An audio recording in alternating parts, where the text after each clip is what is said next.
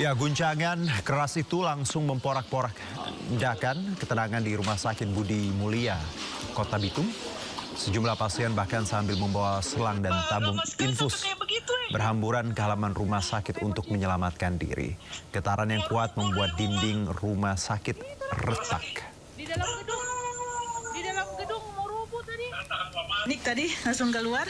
Selamat pagi. Saat ini berada di wilayah Kelurahan Ngoto, Kecamatan Lembe Utara, Kota Bitung. Posisi air sudah ketiga kali terjadi air pasang surut dan surut sangat jauh ya dari biasanya. Nah, ini sekarang posisi surut, kemudian naik lagi dalam pergerakan air. Air pasang, air surut hanya dalam jangka waktu 2-3 menit setelah air pasang, kemudian air surut lagi. Ya, ini keberadaan di Kelurahan Moto, Kecamatan Lembe Utara, Kota Bitung. Ya, itulah keterangan yang dilaporkan warga pemirsa sesaat setelah guncangan cukup kuat terjadi selama kurang lebih 20 detik. BMKG mengeluarkan peringatan dini potensi tsunami. Dalam video ini warga melaporkan sempat ada sedikit air laut surut, namun tidak lama kemudian air laut kembali berangsur normal. Dari biasanya. Nah, ini sekarang posisi surut, kemudian naik lagi dalam pergerakan air. Yang lari sama untuk orang-orang di rumah sakit karena gue yang langsung keluar sama dengan pasien nih. Sementara itu, ini adalah gambaran kepanikan yang terjadi di Rumah Sakit Advent Manado. Getaran gempa terasa cukup kuat membuat para pasien berhamburan keluar gedung meski masih dalam perawatan menggunakan infus. Hingga saat ini belum ada laporan resmi terkait kerusakan maupun korban. Warga dihimbau untuk tetap waspada dan selalu update informasi resmi dari BMKG. Di rumah sakit karena gue yang langsung keluar sama dengan pasien nih. Oh Tuhan Yesus, dari sama pasien. Ya, dan untuk mengetahui situasi terkini terkait gempa, kami telah terhubung dengan PLT Direktur Bidang Gempa Bumi dan Tsunami BMKG, Bapak Rahmat Triono. Assalamualaikum, selamat sore Pak Rahmat. Waalaikumsalam warahmatullahi wabarakatuh. Terima kasih ya sudah bergabung dengan Juno Pak di studio Pak. Kalau tadi disebutkan Pak gempa megatrust, boleh dijabarkan apakah betul seperti itu keadaan di lapangan atau seperti apa Pak?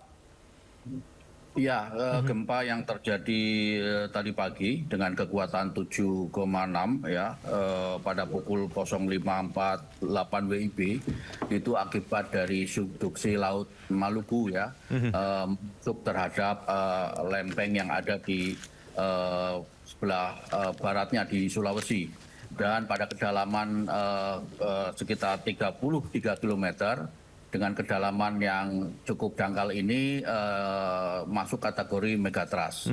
Kalau semakin dalam itu sudah masuk jalur Benioff. Jadi karena ini memang zona subduksi, zona tumbukan ya, dan kedalaman dangkal ini masih kategori megatrust. Oke, baik. Untuk keadaan sekarang Pak, apa ada laporan yang Anda dapat di pukul, kalau ya waktu Indonesia Barat sekarang 16.37 Pak? Ya, untuk gempa susulan sudah tercatat 180 kali ya, sejak pagi sampai pukul 16.30 ini. Kemudian yang magnitudo paling besar adalah 5,8 dan 4 diantaranya itu dirasakan oleh masyarakat di sekitar epicenter ya, baik di Sulawesi Utara maupun di Ternate. Baik, untuk wilayah terdampak Pak, kalau kita lihat tadi ada Bitung yang memang paling terasa, wilayah lain ada laporan Pak? Ya, detail memang kerusakan seperti yang tadi ditampilkan di layar televisi ya, bahwa itu ada dampak tidak hanya kerusakan bangunan, juga tercatat di beberapa lokasi tsunami juga telah melanda di beberapa lokasi di sekitar epicenter ya. Dan kemudian tentunya kami terus memonitor untuk gempa-gempa susulannya, termasuk kami juga sedang menyiapkan tim untuk berangkat ke lokasi untuk melakukan pemetaan atau survei dampak terhadap kerusakan bangunan dan lain sebagainya. Jadi kita akan melakukan survei makroseismik dan mikroseismik dan data-data lain, data dukung yang akan kita dapatkan pada saat survei nanti. Dan insya Allah mungkin malam ini sudah akan berangkat bersama BNPB. Oke, laporan tsunami Pak. Ini kan tadi kalau ada video dari warga bahwa air sempat surut lalu kembali normal. Kalau dari BMKG sendiri laporan tsunami di titik-titik mana saja dan seperti apa Pak di lapangan? Apakah memang masif atau minim gelombangnya atau seperti apa Pak? Ya, ini berdasarkan tentunya berdasarkan catatan dari THGate atau Tsunami Gate ya yang kami ada di sekitar epicentrum ya, yaitu baik di Sulawesi Utara maupun di Ternate.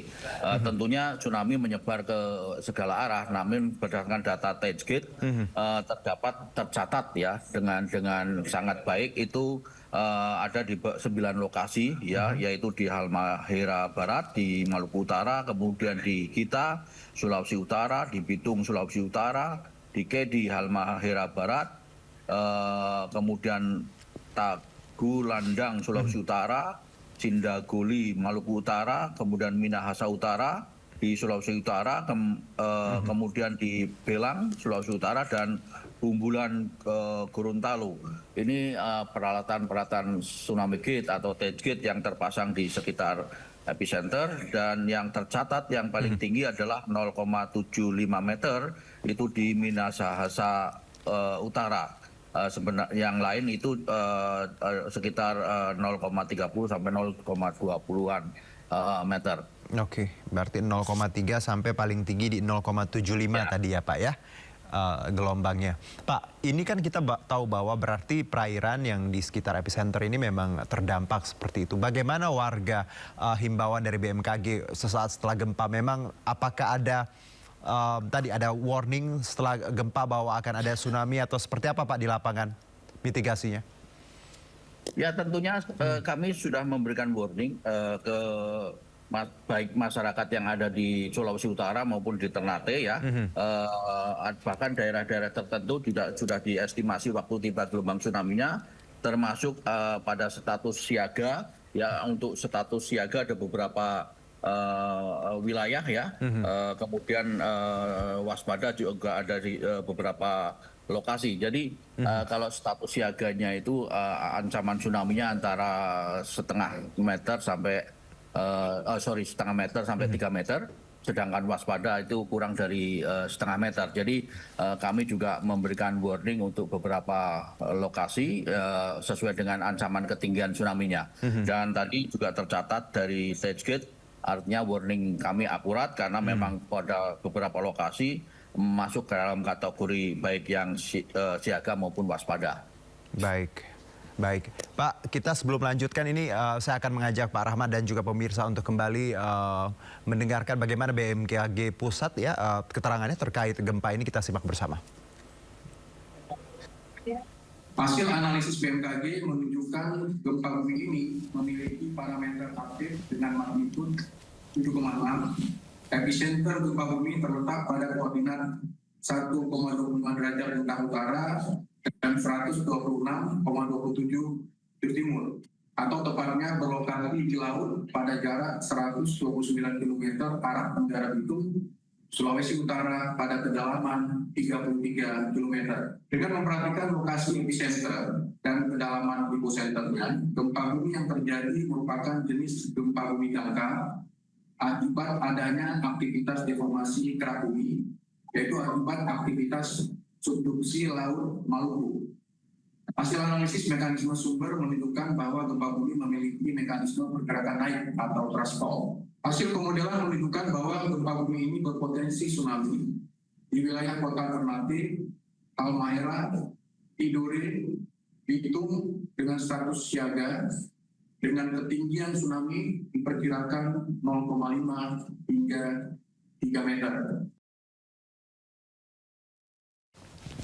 Baik Pak Rahmat, ini yang semua kita bahas tadi ya Pak ya, sebenarnya sudah disampaikan oleh BMKG Pusat dan tepat seperti tadi bahwa ini ada dangkal, ada megatrust, subduksi juga di laut Maluku, plus juga angka tsunami-nya juga persis yang seperti kita bahas Pak. Ketika ini terjadi Pak, biasanya kan tren gempa bahwa dia akan menurun walaupun ada gempa susulan. Apa yang harus diwaspadai ke depan, Pak? Apakah titik-titik yang ada di sekitar epicenter ini juga masih tetap rawan, Pak, walaupun sudah ada tadi yang pertama yang besar seperti itu, Pak Rahmat? Ya, tentunya saat ini tadi sudah kami sampaikan ada 180 sampai jam 4.30 tadi, 180, dan ini tentunya terus kami monitor dan kemungkinan dalam beberapa hari ke depan memang masih akan terjadi gempa-gempa susulan. Tentunya yang perlu diwaspadai terhadap gempa susulan adalah tentunya tadi sudah diguncang dengan 7,6, bangunan mungkin sudah mulai retak atau mungkin ada sebagian yang sudah miring. Nah, walaupun diguncang dengan magnitud 5 misalnya, ini perlu diwaspadai karena kondisi bangunan sudah rapuh, ringkih dengan guncangan yang mungkin tidak besar, magnitud 5 bisa saja ini membuat memperparah atau bahkan bisa merobohkan bangunan meskipun kekuatan gempanya dalam hal ini relatif mengecil karena sudah konstruksi tadi sudah sempat diganggu, terguncang dengan magnitud 7,6. Oke, jadi konstruksi yang tadi awal gempanya 7,6 walaupun setelahnya juga lebih rendah, tapi tetap ya Pak ya sangat beresiko. Berarti seperti itu ya Pak Rahmat. Untuk warga yang di pesisir Pak, ini bagaimana? Apakah mereka memang belum saat ini ya harusnya tidak kembali dulu ke tempat karena memang berada di pinggir laut Pak? Kami sudah mengakhiri warning ya, itu artinya warning sudah selesai. Kami memberikan warning, kemudian mengupdate tsunami melanda di mana saja, dan pada akhirnya tsunami sudah tidak signifikan, bahkan sudah tidak tercatat lagi di beberapa lokasi, dan akhirnya kami mengakhiri warning. Artinya kalau warning sudah diakhiri, sudah tidak ada ancaman tsunami terhadap gempa yang tadi. Baik. Ya, mungkin kalau ada gempa di lain tempat berdampak di situ ya, bisa saja terjadi, tapi terhadap gempa 7,6 warning kami sudah akhiri, dan tentunya masyarakat yang di pantai juga sudah boleh kembali ke area yang tadinya kami memberikan warning sudah dinyatakan aman karena warning tsunami sudah dinyatakan berakhir. Baik, satu mungkin Pak Rahmat, kita kan bicara tadi lempeng seperti ya Pak ya, subduksi di bawah gitu ya. Ini kan beririsan ya Pak. Kalau di Sulawesi Utara ini secara tidak langsung atau secara langsung beririsan dengan yang mana Pak? Dan apa wilayah-wilayah mana yang mungkin juga harus waspada? Karena biasanya ketika ada gempa beberapa hari kemudian ya di beberapa titik juga akan terjadi seperti itu. Ada analisa seperti itu Pak Rahmat? Ya, untuk di timur ya, termasuk wilayah Sulawesi Utara, Ternate, itu kan sangat kompleks sekali ya tektoniknya ya. Itu sehingga ya sangat mungkin terjadi dan sangat aktif sekali kegempaan di wilayah tersebut ya. Namun tentunya dalam hal ini kalaupun yang biasa ditakutkan masyarakat atau terjadinya hoax biasanya kan terus disinggung-singgung bahwa nanti akan merembet kemana-mana ya. Tentunya sumber gempanya berbeda nanti karena bisa saja nanti bagaimana ini di Mentawai ya kan, karena apakah akan men-trigger ke sana ya, itu sudah sangat jauh dan mekanisme sumbernya juga beda, sumber gempanya beda, itu tentunya tidak perlu khawatirkan ya, kecuali kalau memang sumber gempanya ada beda yang lagi ya. Nanti dalam hal ini kalau sumber gempa yang ada di Sulawesi Utara ini tidak mungkin men-trigger sumber-sumber gempa yang ada di Sumatera atau Jawa dan sebagainya. Demikian Mas. Karena terlalu jauh ya Pak untuk men-trigger ke Sumatera ataupun Jawa. Oke, baik Pak, penegasan seperti ini yang harus kita dengar ya. Karena tadi informasi dari medsos kan luar biasa. Yang penting tadi masyarakat harus cari informasi yang valid, termasuk dari BMKG dan Bapak dan teman-teman ya Pak ya. Karena kita tinggal di Indonesia, Ring of Fires, itu udah resiko. Yang penting mitigasinya yang harus kita bangun bersama. Terima kasih Pak Rahmat, sehat-sehat. Selamat bekerja kembali Pak. Terima kasih. Dan pemirsa, gempa yang mengguncang Sulawesi Utara menghancurkan gedung KONI yang berada di Manado.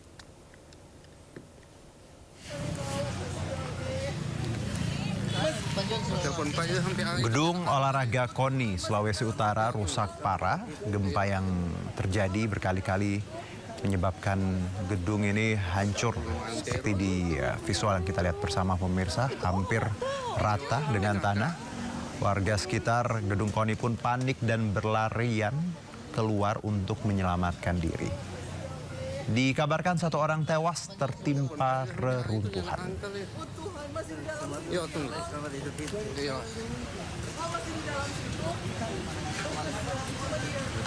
Ya, pemirsa, korban yang tewas dilaporkan bernama Deise Lahia, seorang wanita 69 tahun, pemilik kantin di Gor Koni.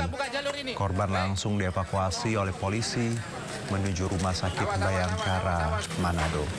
Tim SAR gabungan dari TNI, Polri, dan BPBD hingga kini masih menyisir berbagai lokasi di Manado untuk mengantisipasi kemungkinan adanya korban tambahan maupun kerusakan infrastruktur yang lebih parah.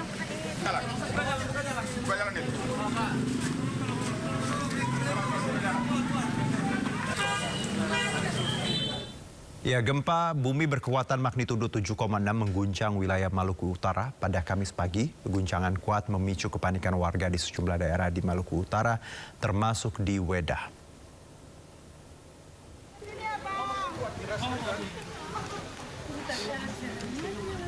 Ya, ini nampak warga berlindung pemirsa dan keluar dari bangunan masing-masing ke tengah jalan. Karena berdasarkan data resmi Badan Meteorologi, Klimatologi, dan Geofisika, gempa terjadi cukup pagi, pukul 5.48 waktu Indonesia Barat.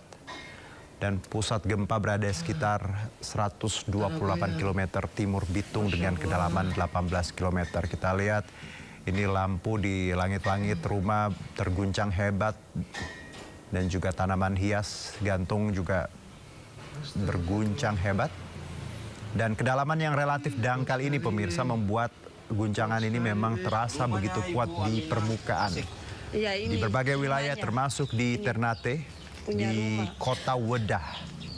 Sejumlah warga di kota ini lari berhamburan.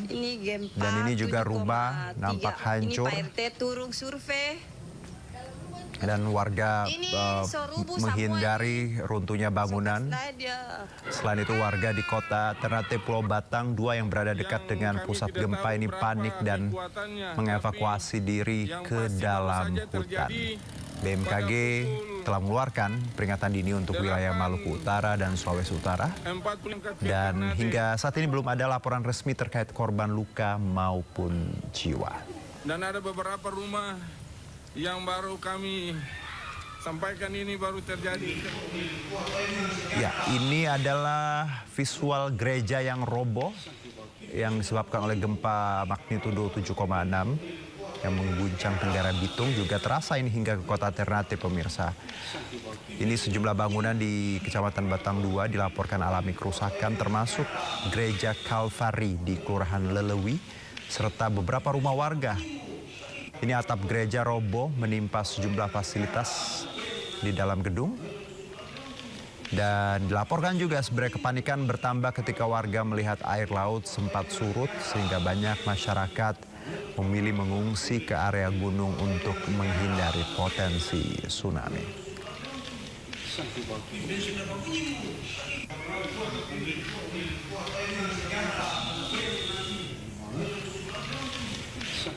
Baik, kita beralih ke informasi lainnya pemirsa. Warga panik hingga berlarian keluar rumah usai mendengar ledakan seperti bom saat api melalap stasiun pengisian bahan bakar LPG atau SPBE di Kota Bekasi, Jawa Barat. Akibat ledakan itu 15 orang karyawan SPBE dan warga menjadi korban dan menderita luka bakar 60 hingga 70%.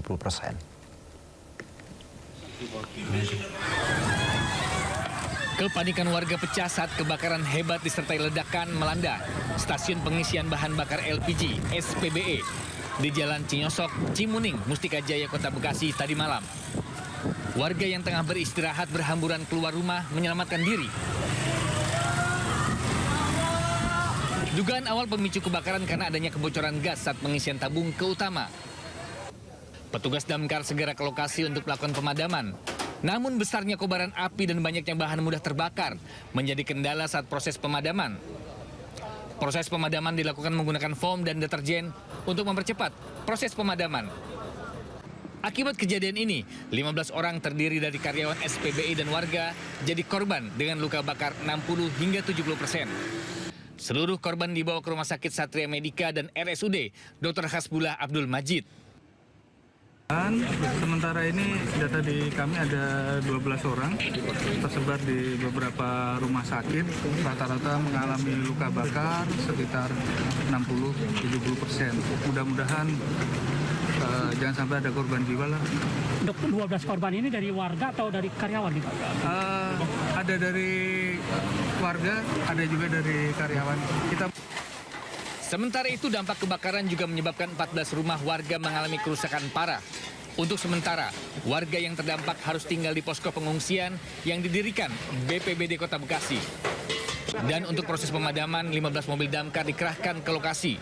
Saat ini, polisi juga masih melakukan investigasi terkait dugaan kelalaian prosedur saat proses pengisian gas yang menjadi pemicu kebakaran. Dari Bekasi, Jawa Barat, Rahmat Hidayat, iNews melaporkan. Ya, meski kobaran api telah padam, sejumlah warga diminta untuk tidak mendekat sebab dikhawatirkan masih ada bahan yang mudah terbakar di TKP. Informasi lengkapnya disampaikan oleh rekan kami, Selena Yahya di TKP. Ya pemirsa, situasi terkini di SPBE Cimuning Mustika Jaya Kota Bekasi sangat porak-poranda lantaran kemarin 1 April 2026 tepatnya jam 9 malam terjadi ledakan yang cukup keras sehingga merembet ke rumah-rumah atau permukiman warga, dan beginilah situasi kondisi saat ini yang mana tembok-tembok sudah hangus terbakar, kemudian ada puing-puing yang sudah tercacah-cacah. Dan inilah situasi saat ini. Adapun asap yang ada di sebelah sana adalah hasil dari pendinginan karena memang sejak pukul 9 malam kemarin, sejak kejadian sudah dilakukan penanganan hingga pukul 3 dini hari tadi.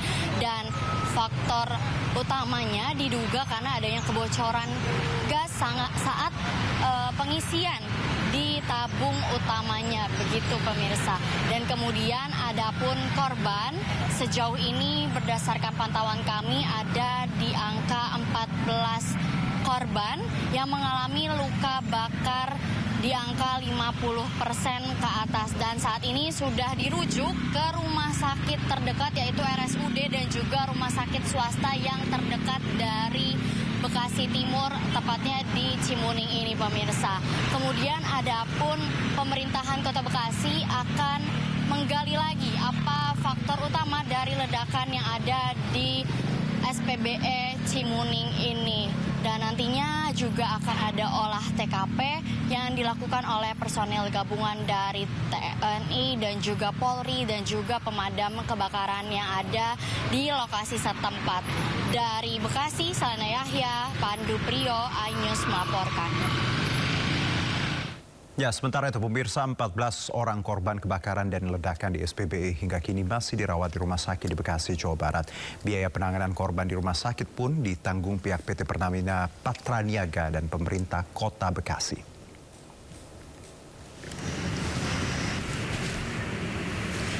Seluruh korban ini umumnya menderita luka bakar akibat ledakan SPBE.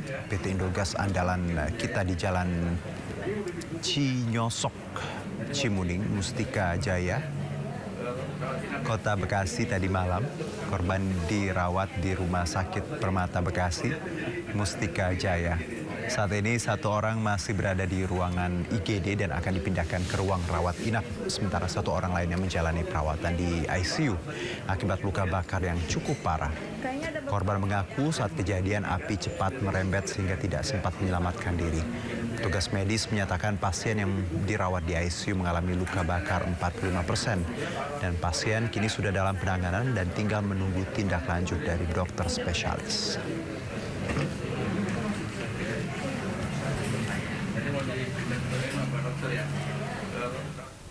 Ya, pihak Pertamina akan bertanggung jawab penuh atas dampak yang ditimbulkan kebakaran SPBE Cimuning, Bekasi, Jawa Barat. Pertamina pun juga akan melakukan investigasi penyebab kebakaran. sudah berkoordinasi dengan pihak SDE bahwa untuk penanganan pasca insiden ini, terutama untuk pertama korban yang terdampak, lalu juga warga sekitar yang terdampak, kan ada rumah yang terdampak, itu akan bertanggung jawab penuh, dan yang pasti kepada warga yang terdampak, korban yang terdampak, kita akan melakukan penanganan medisnya dengan yang terbaik. Dibiayain, mohon maaf. Sudah pasti. Ya, itu saya belum bisa pastikan penyebabnya seperti apa sebelum dilakukan investigasi. Yang pasti setelah dilakukan clearing akan dilakukan investigasi bersama dengan aparat berwenang dan juga tim Pertamina begitu dengan tim SPBD untuk mencari tahu penyebabnya dan nanti akan menjadi bahan evaluasi. Pemirsa, kereta api Ciremai rute Semarang-Bandung anjlok setelah tertimpa longsor tebing di Cikalong Wetan, Bandung Barat, Jawa Barat kemarin petang.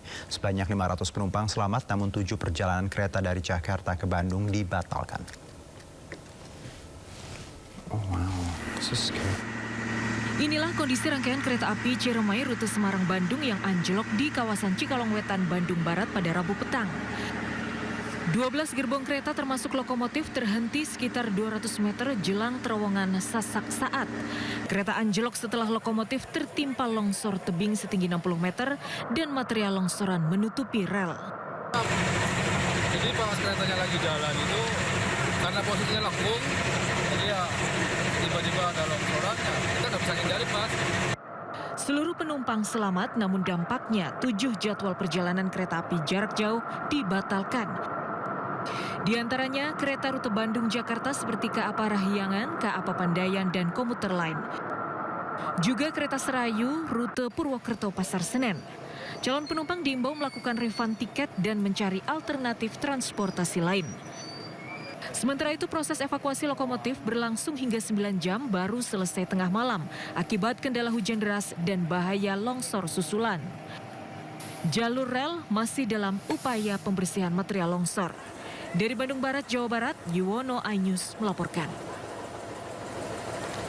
Petugas Bea Cukai menyegel 3 kapal wisata asing di Teluk Jakarta. Ketiga kapal diduga melakukan pelanggaran fasilitas pembebasan bea masuk dan pajak.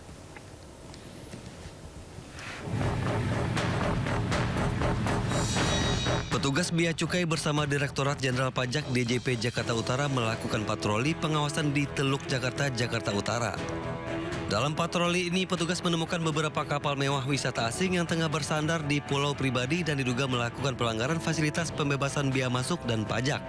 Menurut petugas, kapal wisata asing tersebut hanya untuk kegiatan rekreasi di wilayah Indonesia, bukan untuk disewakan atau diperjualbelikan. Kami duga ada beberapa yang menyalahgunakan fasilitas tersebut, yaitu bisa dengan disewakan atau ternyata sudah dipindah tanahkan ke orang yang ada di Indonesia. Selanjutnya 3 kapal mewah asal Malaysia, Singapura, dan Polandia ini disegel petugas untuk penyelidikan lebih lanjut. Dan petugas juga masih menghitung kerugian negara akibat pelanggaran tersebut. Dari Jakarta, Rizky Palupi, iNews melaporkan. Usai Lebaran kemarin, berhati-hatilah saat menerima uang pecahan Rp100.000 cetakan baru. Polisi kembali membongkar sindikat pengedar uang palsu hingga ratusan juta rupiah di wilayah Bogor, Jawa Barat. Polisi juga mengamankan 1 pelaku serta sejumlah alat produksi pencetak uang palsu.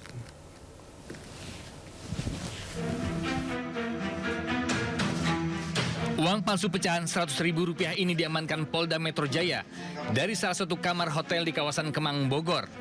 1 orang pelaku, MP, turut digelandang saat polisi menggeledah kamar hingga menemukan uang palsu senilai Rp620 juta. Selain 1 pelaku, polisi juga menyita barang bukti yang digunakan untuk memproduksi uang palsu, antara lain printer, tinta, alat potong kertas, kertas A4, serta perlengkapan lain yang berkaitan dengan proses pembuatannya. Uang palsu sebanyak 60 lap yang berjumlah kurang lebih Rp600 juta dan juga 60 lap namun baru tercetak dari satu sisi bagian saja. Pelaku yang diamankan baru 1, yaitu berinisial MP. Hingga kini, polisi masih mengembangkan kasus ini dan menelusuri kemungkinan pihak lain yang terlibat serta mendalami peran pelaku pada kasus peredaran uang palsu ini. Dari Jakarta, Helmi Sayangbati, iNews melaporkan. Memanfaatkan rumah kontrakan yang tertutup, seorang pria nekat memproduksi narkoba jenis tembakau sintetis di kawasan Menteng Atas, Setiabudi, Jakarta Selatan. Warga yang curiga dengan adanya aktivitas mencurigakan lalu melapor hingga polisi menggerebek dan mendapatkan barang bukti tembakau sintetis siap edar.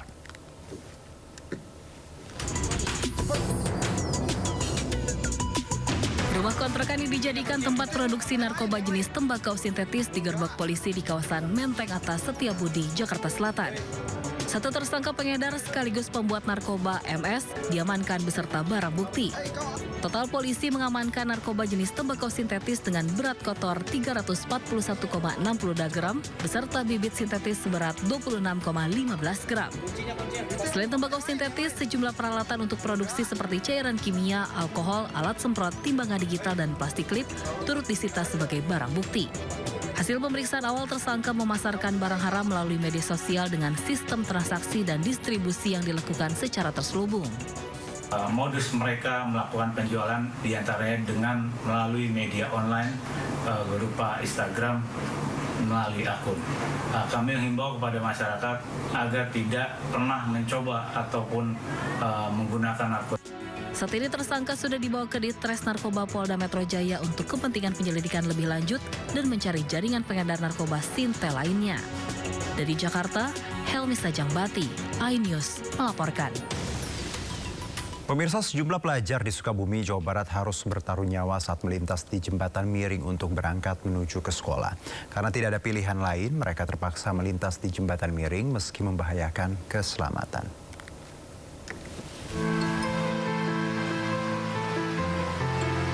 Meski kondisi jembatan ini sudah miring, namun sejumlah pelajar tetap nekat melaluinya setiap hari karena lebih singkat untuk sampai ke sekolah mereka di Karangtengah, Cibadak, Kabupaten Sukabumi. Akibatnya, para pelajar harus bertaruh nyawa saat menyeberang karena kondisi yang memprihatinkan ini sudah lama rusak. Tak hanya dilalui pelajar, jembatan juga digunakan warga untuk beraktivitas. Warga nekat melintasi jembatan tersebut meski bahaya mengintai sewaktu-waktu karena jembatan hanya disanggah 2 batang bambu saja.